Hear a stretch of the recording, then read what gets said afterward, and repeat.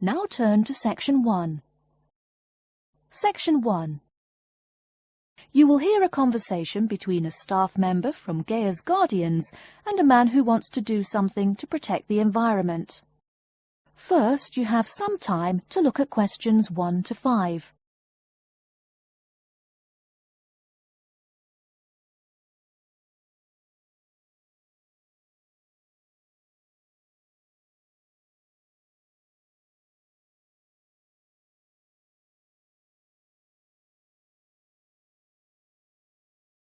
You will see that there is an example which has been done for you. On this occasion only, the conversation relating to this will be played first. Hello, how may I help you? Well, I've been seeing these yellow boxes in front of a lot of houses in my neighborhood. Just wondered what they were for. I noticed your phone number on all of them, so I called. Could you tell me about your business? We do recycling, but we're not a business. Gaia's Guardians is a non-profit group. We encourage recycling as a way of protecting the environment. The woman says that they encourage recycling as a way of protecting the environment. So, recycling has been written in the space. Now we shall begin. You should answer the questions as you listen, because you will not hear the recording a second time. Listen carefully and answer questions 1 to 5. Hello, how may I help you? Well, I've been seeing these yellow boxes in front of a lot of houses in my neighborhood. Just wondered what they were for. I noticed your phone number on all of them, so I called. Could you tell me about your business? We do recycling, but we're not a business. Gaia's Guardians is a non-profit group. We encourage recycling as a way of protecting the environment. I don't know. I mean, it is a good idea, but I really don't read the newspaper every day or anything. And we don't come collect newspapers every day. In fact, we only do pickups every other week. Oh, well, then maybe I could help. I mean, in my neighborhood there's too much rubbish lying around everywhere. I'd like to help out, I guess. That's great, sir. You're doing the right thing. Okay, I need to get your contact information. What's your name, please? Peter Wisrow. Peter, how do you spell your last name? W-I-S-R-O-W? No, actually, it's W-I-S-R-O-U-G-H. Oh, I'm sorry. I'm a terrible speller. You're a good speller. It's just that my family are terrible pronouncers. You're quite a card, Peter. Okay, now what's your address? Number 168 Bridge Road. That's here in London. How about if I have any questions? I'm sending you a copy of our booklet too. The booklet has our phone number and our email address, helpline@blackcat.com. That's HELPLINE @BLACKCAT.com. But I nearly forgot to ask, what's your postcode? BS97PU. PS97BU? No, that's B as in boy, S97P as in Peter, U. Before you hear the rest of the conversation, you have some time to look at questions 6 to 10.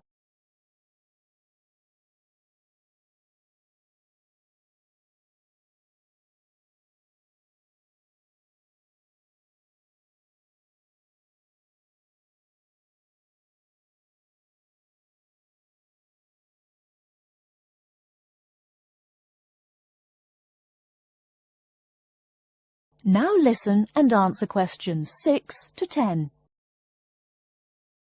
So I'm guessing those yellow boxes I saw are for recycled newspapers. Yes, that is correct, and it's free of charge. Wow, that's good news. Do you recycle anything besides newspaper? Oh yes, we recycle most everything. Glass, plastic, paper. Oh, so I can put like glass and plastic bottles in the box. Sorry again. Things like that you have to bring to our collection centre. And where is that? Our main centre isn't that far from you. It's actually right on the east side of Central Park. That new blue building? That's the one. Cool. Hey, what's with all those different colored boxes outside that place? Oh, that's for the different materials we recycle. The blue is for metal, the green is for glass and plastics, and the yellow, of course, is for paper. Okay. I'll try and manage to keep all that straight. Oh, no need. They're each labeled. Great. So which one would I put magazines in? Actually, they don't go in any of the bins. Unfortunately, magazines can't be recycled because of the material they're made of. It's such a waste. So, would you be interested in volunteering? I'll think about it. Could you send me some more info? Absolutely. Along with the newspaper box, I'll be sending you our booklet, Savvy. That is SAVVY. It tells you about what you can do to protect the environment in your daily life. Plus, it lists things you can do as a volunteer with our group. Hey, that's cool. Thanks. My pleasure.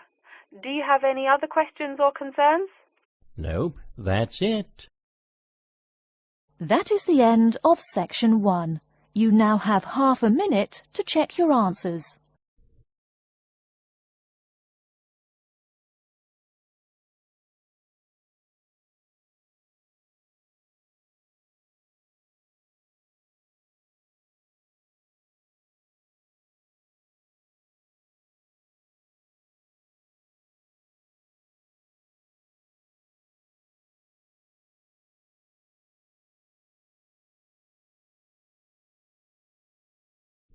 Now turn to section 2.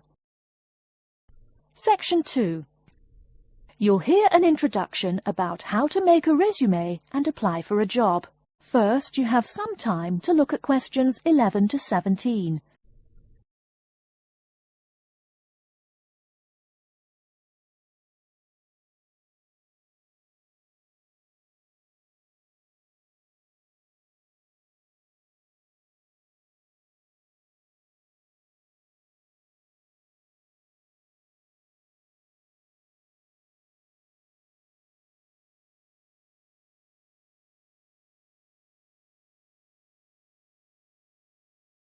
Now, listen carefully and answer questions 11 to 17.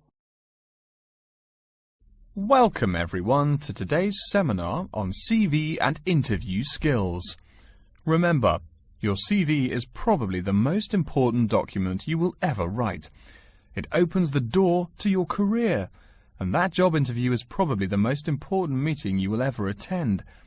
It's like stepping through that open door. So let's roll up our sleeves and get down to work, shall we?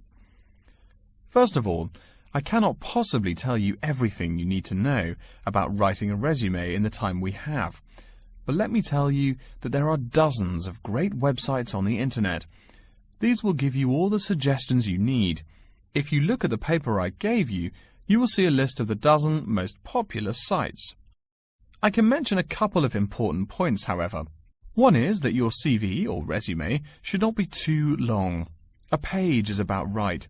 Why? HR departments do not have the time to read long documents. Too many people are sending too many CVs. After all, the economic crisis of 2008 is still very much alive.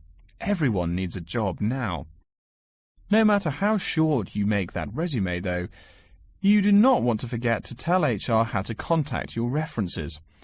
References are people who will give you a recommendation for a job. That's usually an ex-boss or a professor who knows you well. Do not use relatives. I don't care how much your mum loves you. Also, when you send that CV, be sure to include a typed cover letter. A cover letter is a letter where you basically are asking for a job. It's like introducing yourself. Make it brief. The real information about you is on that CV of yours, and please make sure the letter is typed. It doesn't matter if your handwriting is beautiful or not. Companies only read typed letters. Another point about CVs is you should try to have an attractive layout. Maybe use different type fonts or colors to highlight information. Some people include a photo. You can find dozens of examples on the internet. Whatever layout you decide to use, however, avoid all spelling and grammar errors. I used to be an HR manager. If I saw a mistake, that CV went into the garbage. Something you write in a CV is a description of your skills and experiences in an interesting way. Mention training too. I mean, these are what get you hired. Do not just say, I have lots of experience, or I have many skills. Tell that boss what you did, for what company, and when. Better, tell him how well you did it. Don't just say, I sold houses. Say, I sold £2 million worth of houses in my first year. That is, say something to make the person reading excited and curious. Finally, speaking of CVs, it's sad, but some people actually forget to provide a contact number. That's pretty silly. You wrote a great CV, you have HR dying to meet you, and they don't know how. You forgot your phone number. Oh sure, if you apply online, they have your email address, but you just showed them you're forgetful. Why are they going to want to talk to you after that? Before you hear the rest of the talk, you have some time to look at questions 18 to 20.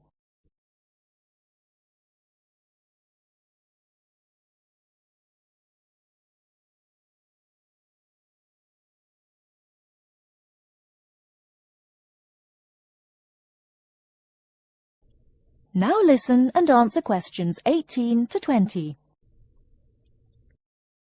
All right, moving on to the actual interview.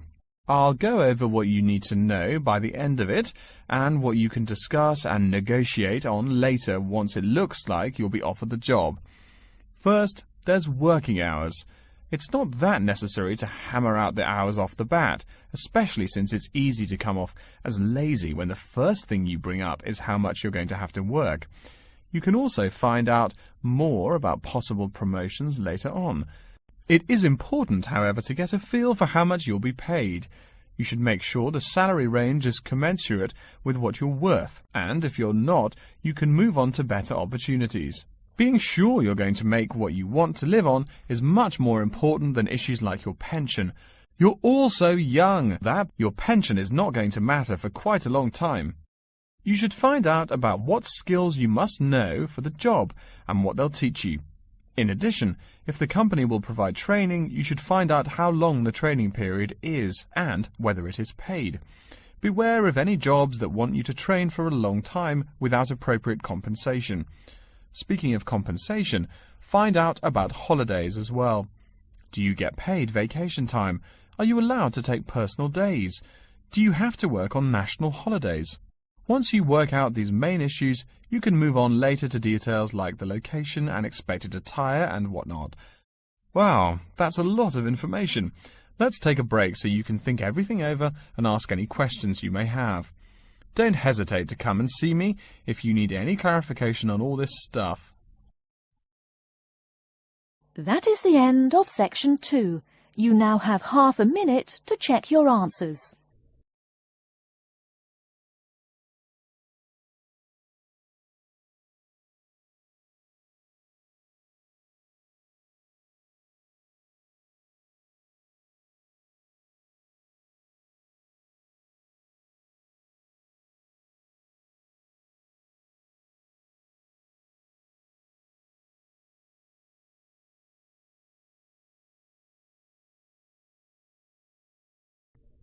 Now turn to section 3.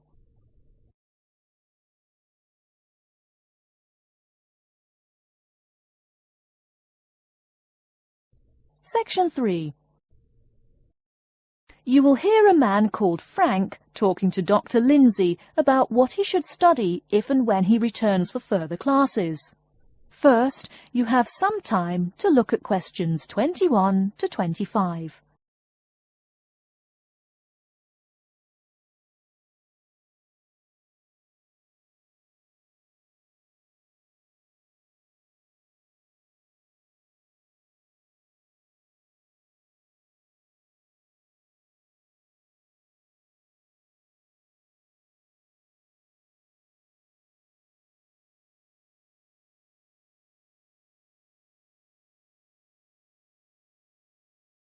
Now listen carefully and answer questions 21 to 25. Hello, are you Dr. Lindsay, the returning students advisor? Yes, that's right. Are you Frank? Your appointment wasn't until 2, but that's okay. Please come in and have a seat. Thanks. I like to arrive early whenever I have anything to do. That's certainly a praiseworthy habit. Let me see. It looks like you've taken a long break from school, and I understand you wanted to have a chat about what you should study if and when you return for further classes. It's such a big challenge. I don't know if I'm crazy for doing this or not. Believe it or not, I know exactly what you mean. Before I began working here at the university, I taught primary school for nearly 10 years. It takes a lot of courage to go back to school. I feel more shy and scared than the primary students I teach. In the schools I taught, I found today's youngsters are very sure of themselves. In terms of intelligence, I have a lot to teach them, and the maturity level of much of my class leaves something to be desired. But in terms of confidence, wow, a lot more confident than I am now, that's for sure. Stop fretting. A brave man is a coward who refuses to run. Let's talk about your strong points. You seem an intelligent man. What is it you would like to study? You see, I've been teaching children for a few years, but I think I'm happier teaching adults. I think teaching students in middle school is much more satisfying because they end up being much more grateful for your work. If I may ask, what got you interested in teaching adults? A lot of things, I guess. I met my future wife back in my first year of college. She always complains that I was more interesting then. She says that now I talk like I'm 7 years old. That's probably from being with children all day. Again, I know just what you mean. My husband used to say the same thing about me when I taught kindergarten. Anything else? Well, yes. Fairly often now I run into former students and we talk. Some of them are getting close to being grown up. I guess I think more and more about how people develop over time. So I'm interested in the results of education, you know, the final stages. I see. Well, coming back to the university can be both difficult and very rewarding. There are some problems unique to returning students, you know, older students like yourself. What do you think is your greatest weakness? Well, I actually think my confidence is getting better. I'm definitely overcoming my introversion and starting to be much more comfortable in front of a class.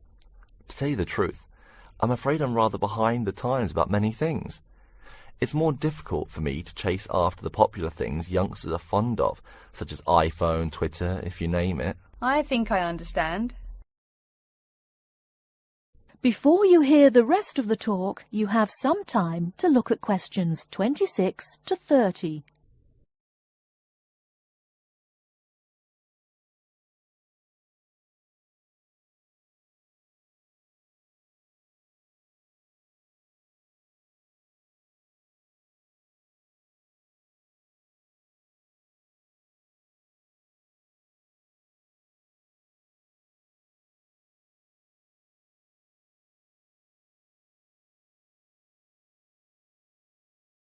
Now listen and answer questions 26 to 30. How old are you, 35?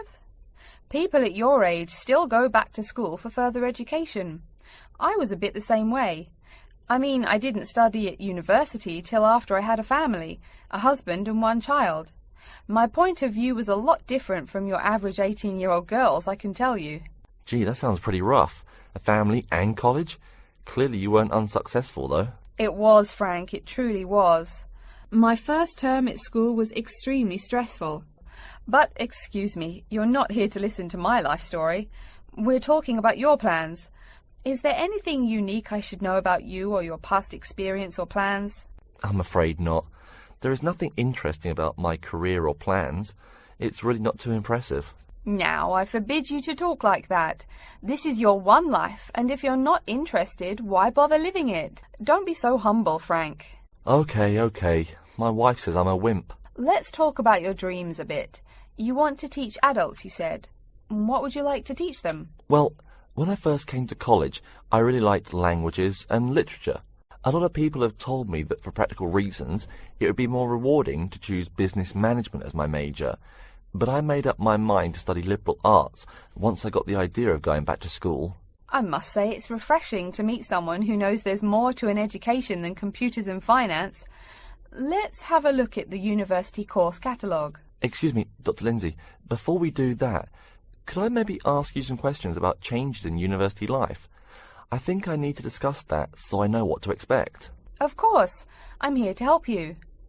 The biggest thing to get used to is the change in technology.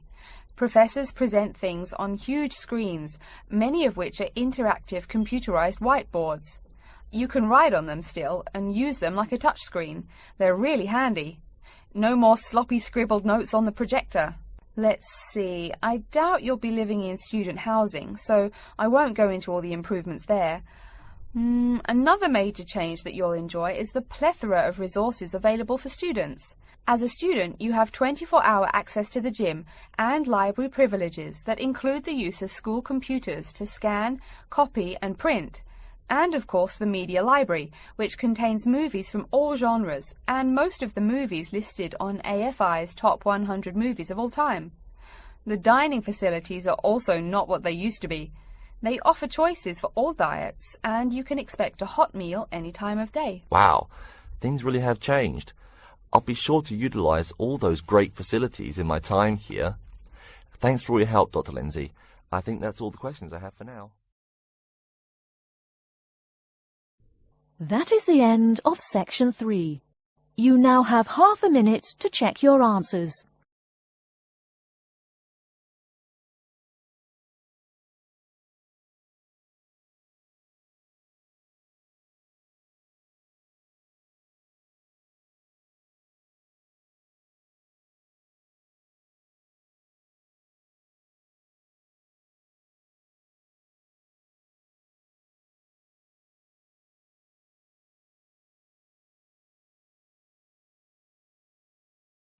Now turn to section 4. Section 4. You will hear an introduction about the curriculum and facilities of Wassamata University. First, you have some time to look at questions 31 to 40.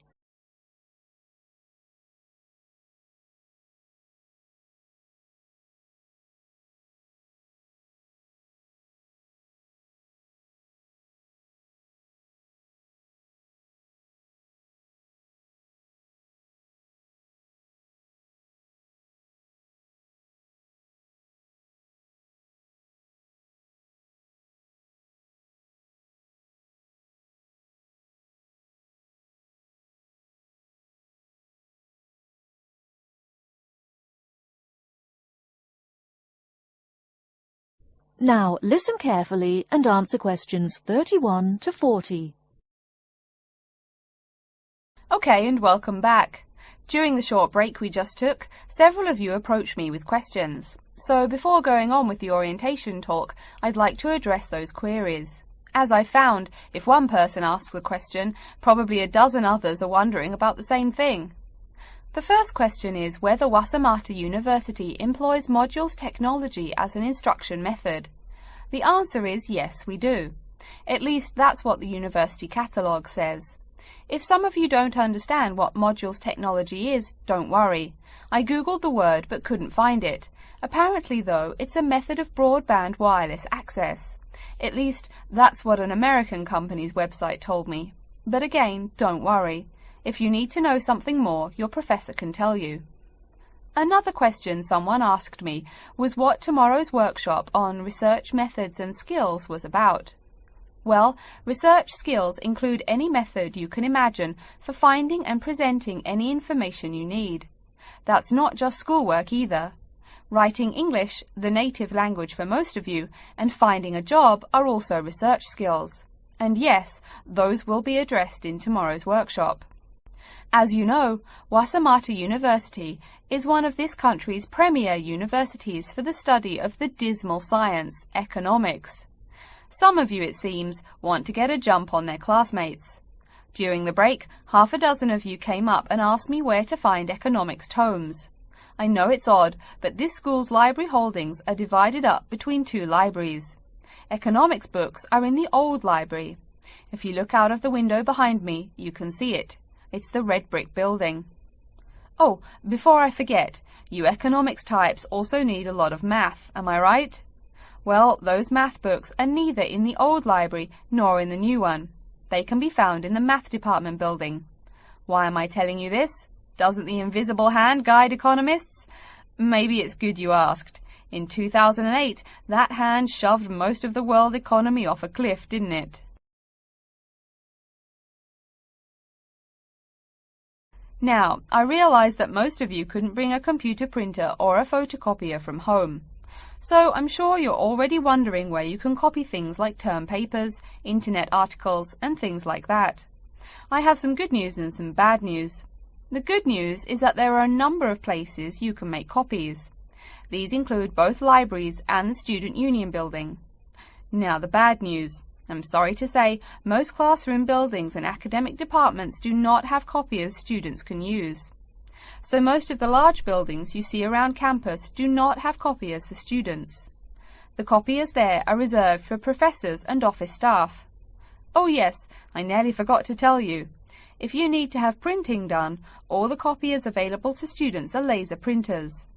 Plus, for your convenience, you can pay using prepaid cards. You can get those in the Student Union building. That just covers the questions put to me. If you have more, please see me during the next break at 2:15. Right now, though, I'd like to start to give you a rundown on the various facilities here on campus. That way you won't get lost so easily in the weeks to come.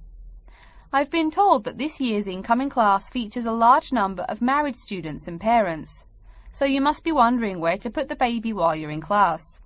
Okay, right now we're in the Student Union building, right?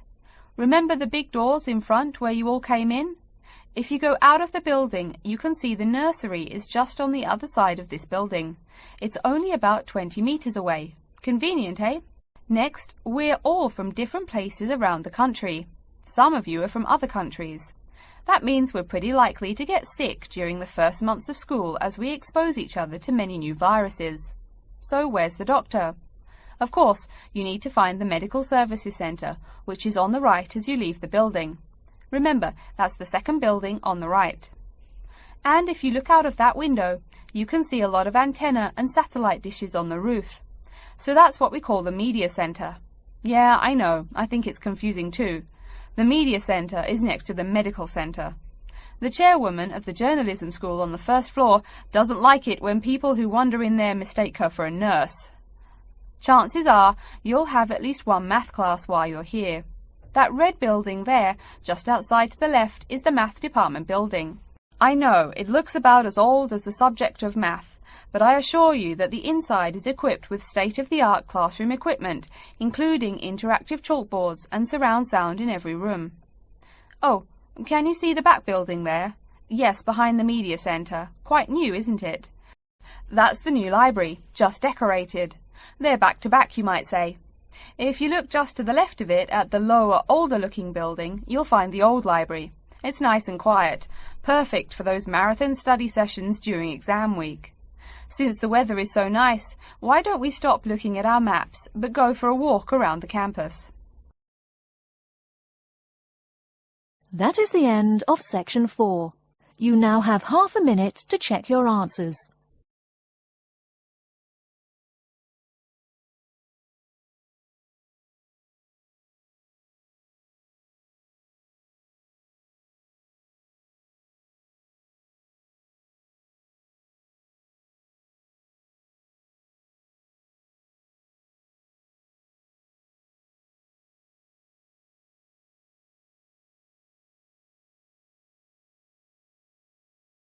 That is the end of the listening test.